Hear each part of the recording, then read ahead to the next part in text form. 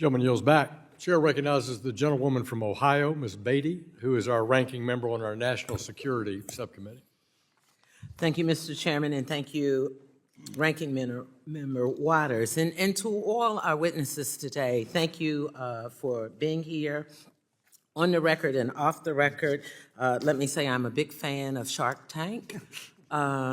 And Mr. Mean, I'm trying to decide if you're that on TV or here, but thank you for your remarks on tariffs that we're doing. And to my good friend, Dr. Derek Hamilton, good to see you again. You've been here and testified before us and also at many academic forums on the economy and on housing, and some things have not changed. But let me start with this, because I've been a longtime advocate for community development financial institutions, or our CDFIs, and our ranking member opened up the dialogue early, talking about the importance and value of CDIs. And so in this committee, I like the theme when we're talking about priced out of the American dream. And it reminds me of the American dream for most folks is owning a home. Do you remember your first home? To the witnesses, yes or no? Absolutely. Yeah, I do. I do. And I'm still in that first home. okay, there you go. There you go. So right now, when I think of that American dream, I think about home ownership. I think about whatever your financial goal was to reach it. But then I think about our economic challenges. I think about Trump's tariffs and what it's doing to those individuals in the economy and small and large businesses. And when I think of dream, and we're here in the middle of February and it's Black History Month, Mr. Chairman, I'd like to enter into the record this article from Derek Hamilton in 2021, when he talked about the difference between haves and have-nots. And he said these words, quoting from the lessons of Dr. Martin Luther King: "Now is always the time to build on the lessons of Dr. King and shift our prevailing paradigm towards a more inclusive and self-prosperous future with the strategic direction of our public resources towards people and a sustainable environment in both an industrial and economic sense.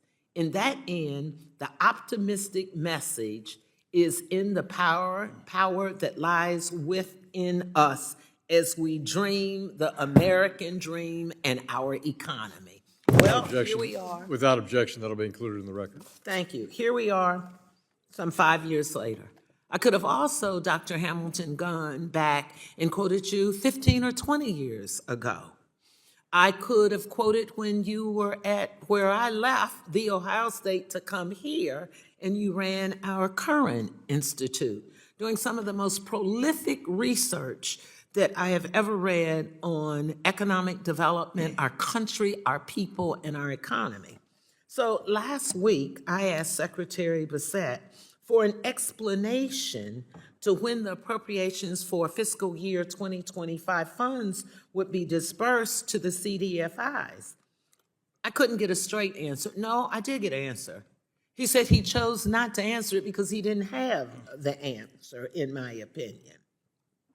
Aside from him putting the blame on the Office of the Management and Budget for failing to appropriate the funds, I know that for CFDIs, predictability in funding cycles is essential to plan long-term community investments and maintain the momentum in our neighborhoods, the neighborhoods that they serve. Can you discuss the risks associated with these extended funding delays on what is going to happen in our communities with CDFIs, with the Treasury dragging their feet? Markets are local, markets are relational, so not funding those entities is highly problematic and will be detrimental to our economy. And if I may address a point that was raised previously about whether I'm anti-supply, I'm not anti-supply. I believe in the American people. I believe that people go beyond just being labor inputs and beyond just being consumption agents, that they are the innovators. That when CDFIs are able to invest in people, when government is able to invest in people, not only is it beneficial for them, they produce, they come up with Gentlewoman's new. time has expired. Thank you. I yield back. Thank you.